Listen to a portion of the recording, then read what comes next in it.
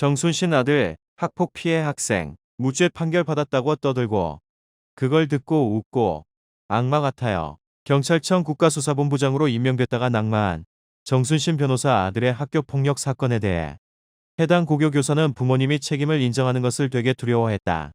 학생을 선도하는 것을 부모님께서 많이 맡고 계신다고 당시 검사이던 정 변호사를 직접 겨냥한 진술을 내놓았던 것으로 확인됐다. A고가 정순신 아들의 교육적 조치 성공 어렵다고 본 까닭. 2018년 9월 나온 춘천지방법원 제1행정부 판결문에는 강원 지역 A자 사고의 학교폭력 담당 비교사가 2018년 6월 29일 강원도 교육청 학생징계조정위 재심의에 출석해 정 변호사 부부와 이들의 아들 C 학생에 대해 진술한 내용이 나와 있다. 이 자리에서 비교사는 저는 교사로서 피해 학생의 아픔에 대해서도 공감을 시켜주고 싶었습니다. 그런데 조금 공감하려고 하면 C 학생 부모님께서 책임을 인정하는 것을 되게 두려워하셔서 2차 진술서 같은 경우는 부모님이 전부 코치해서 썼어요. 그래서 저희가 선도를 하려는 시도가 있을 때마다 어떻게든 책임 회피하는 모습을 보여주었기 때문에 사실 많이 실망했습니다. 라고 털어놨다. 이어 비교사는 저희도 시학생을 선도하기 위해서 노력했는데 사실 부모님께서 많이 맡고 계세요. 시학생이 1차 진술서를 썼는데 부모님께 피드백을 받아서 그렇게 쓰면 안 된다고 해서 다시 교정을 받아오는 상태이기 때문에 저희 학교의 교육적 조치가 성공할 것이라는 보장은 매우 낮습니다. 라고 어려움을 호소했다. 결국 이 재심의에서는 A고 학교폭력대책자치위 1차 결정대로 C 학생에 대한 전학을 결정했다. 이 결정에 불복한 정 변호사 부부는 전학 처분을 취소해달라는 행정소송을 냈다. 1심에 이어 2심에서도 패하자 이들은 대법원까지 끌고 간 끝에 2019년 4월 최종 패소했다.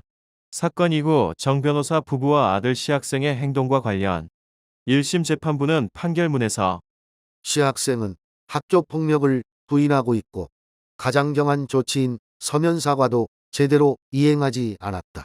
더욱이 학교폭력대책자치위가 처분을 결정할 당시 C 학생은 본인 학업에 지장을 준다는 이유로 민사상 가처분을 통하여 학교봉사 조치의 이행 역시 유예했다. 라며 지적했다. 그러면서 재판부는 전학 조치는 변론으로 하더라도 학교로서는 C 학생이 그 외 조치들조차 제대로 이행하지 않고 C 학생 본인이 제대로 반성하지 않는 상황에서 선도 가능성이 있는 것으로 판단하여 이 사건 처분을 강경하기는 어려웠을 것. 이라고 판단하기도 했다.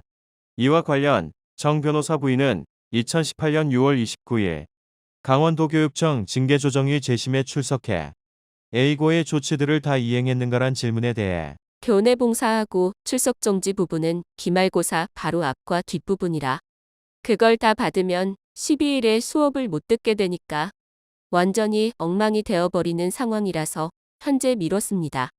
라고 답변했다.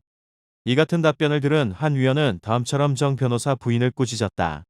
시학생이 처분받은 12일 동안 그것을 이행하면 고등학교 생활에 마비가 온다고 말씀했는데 피해 학생은 1학기 내내 학교를 못 나왔습니다.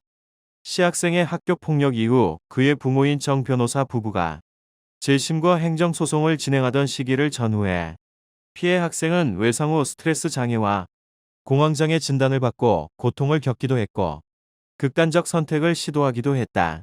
이 시기 정 변호사는 대전지검 홍성지청장을 거쳐 서울중앙지검 인권감독관을 지냈다. 인권감독관은 검찰 수사 과정에서 인권침해 여부를 살펴보는 자리다. 피해 학생은 C 학생이 교육청 재심에서 전학 취소가 결정된 뒤 열린 2018년 5월 28일 A고의 학교폭력대책자치위에 출석해 다음처럼 진술했다. 4개월을 학교에 못 나왔어요. 학교에 와보니까 C 학생이랑 제가 같이 수업을 듣더라고요. 자기가 변호사 선임해서 무죄 판결 받았다고 떠들고 다니고 애들은 그걸 듣고 떠들고 웃고 정말 악마인 것 같아요.